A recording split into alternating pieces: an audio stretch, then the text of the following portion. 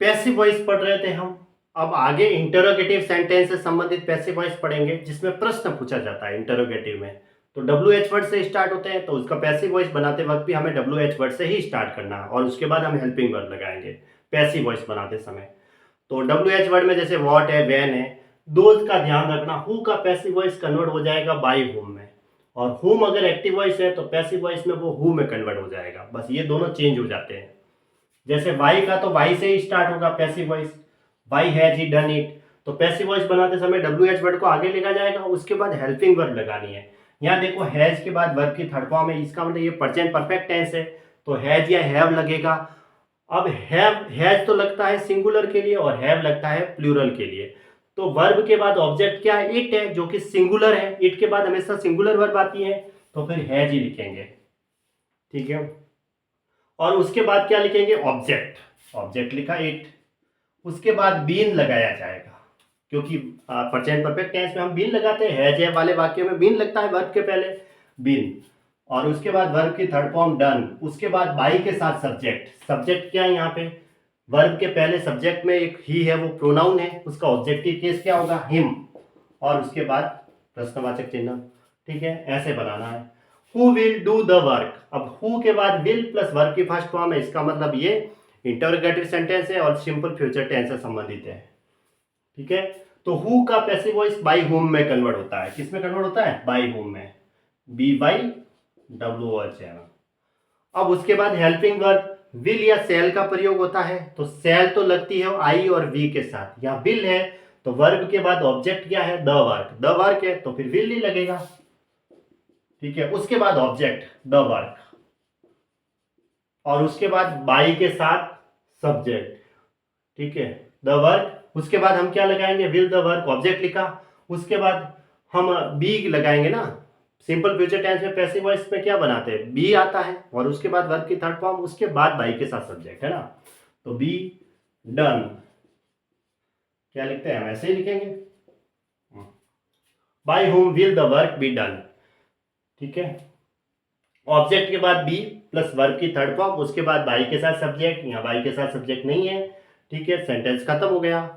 ऐसे whom did you call, whom का passive voice किस में कन्वर्ट होता है, whom में। ठीक है।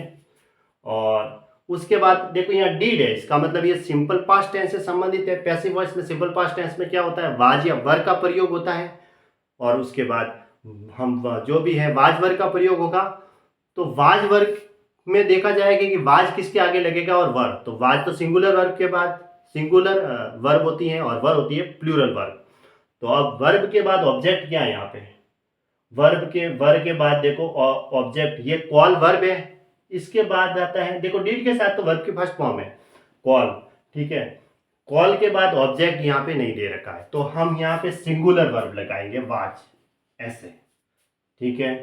अब उसके बाद ऑब्जेक्ट, ऑब्जेक्ट यहाँ पे नहीं है, तो उसके बाद डायरेक्ट वर्ब की थर्ड फॉर्म लगा दो, कॉल्ड।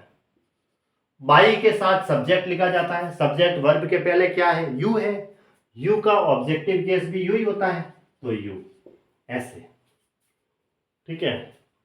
अब देखो whom have you invited, whom आया यहाँ पे। ठीक है। whom का पैसिव वॉइस हमने अभी लिखा, किस में कन्वर्ट होगा, who में, पहले तो who लिख दो। उसके बाद have के बाद यहाँ पे वर्ब की थर्ड फॉर्म दे रखी है, have you invited, तो ये प्रेजेंट परफेक्ट टेंस है, तो उसमें हम पैसिव वॉइस बनाते समय हैज हैव का प्रयोग करेंगे और बीन का प्रयोग करेंगे, फिर वर्ब की थर्ड फॉर्म लगाएंगे। तो हैज हैव में से कौन सा लगेगा, हैज तो सिंगुलर वर्ब होती है और हैव प्लूरल वर्ब होती है। तो अब देखना है कि इन्वाइटेड वर्ब के बाद यहाँ ऑब्जेक्ट नहीं है, तो फिर हम सिंगुलर वर्ब भी लगाएंगे, हैज। अब ऑब्जेक्ट तो नहीं है, तो फिर हम क्या लगाएंगे, बीन। ठीक है। और डायरेक्ट वर्ब की थर्ड फॉर्म लिख दो, इन्वाइटेड। ठीक है। और उसके बाद हम बाई के साथ सब्जेक्ट लिखेंगे। तो बाई के साथ सब्जेक्ट यहाँ पे यू है, यू तो प्रोनाउन है, उसका ऑब्जेक्टिव केस क्या होगा, यू ही होगा, ऐसे।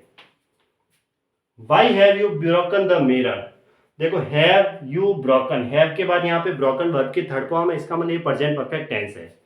ठीक है। तो पहले तो वाई से ही स्टार्ट करेंगे पैसिव वॉइस बनाते समय, और पैसिव वॉइस बनाते समय डब्ल्यू एच वर्ड से स्टार्ट कर दिया है, तो अब हेल्पिंग वर्ब लगाएंगे। हेल्पिंग वर्ब में यहाँ हैव है, तो हैज या हैव लगेगा। हैज है में से देखना है कि वर्ब के बाद ऑब्जेक्ट क्या है, वर्ब है ब्रोकन, उसके बाद ऑब्जेक्ट है द मिरर। द मिरर तो सिंगुलर हो गया, तो हम हैज ही लगाएंगे। ठीक है, हैज लगाएंगे, ठीक है, हैज। अब हम ऑब्जेक्ट लिखेंगे द मिरर, पैसिव वॉइस का नियम अब अप्लाई करेंगे, द मिरर। उसके बाद हम प्रेजेंट परफेक्ट टेंस है तो बीन लगाएंगे वर्ब के पहले, बीन, नियम के अनुसार चलते रहो। और ब्रोकन वर्ब की थर्ड फॉर्म है यहाँ पे, तो ब्रोकन ही रहेगी वर्ब की थर्ड फॉर्म। तो उसके बाद हम बाई के साथ सब्जेक्ट लिखेंगे, सब्जेक्ट वर्ब के पहले क्या है, यू है, तो यू का ऑब्जेक्टिव केस भी यू ही होता है, और उसके बाद प्रश्नवाचक चिन्ह, ठीक है। ऐसे इनका पैसिव वॉइस बनेगा, ठीक है। तो ये हु वाले का ध्यान रखना, जैसे हमने बनाया कि who will do the work, who का पैसिव वॉइस बाई हु में कन्वर्ट हो जाता है। अब यहाँ विल है, द वर्क देखना है, द वर्क ऑब्जेक्ट है तो फिर विल ही आएगा, उसके बाद ऑब्जेक्ट। और देखो मॉडल हैज या फिर सिंपल फ्यूचर टेंस में विल के या शैल के बाद जो वर्ब की फर्स्ट फॉर्म आती है तो पैसिव वॉइस किस में कन्वर्ट होता है, नियम के अकॉर्डिंग बी प्लस वर्ब की थर्ड फॉर्म में कन्वर्ट हो जाता है। तो बी के बाद वर्ब की थर्ड फॉर्म लगा दी, ऐसे रूल्स के अकॉर्डिंग फिर चलते रहो ऐसे।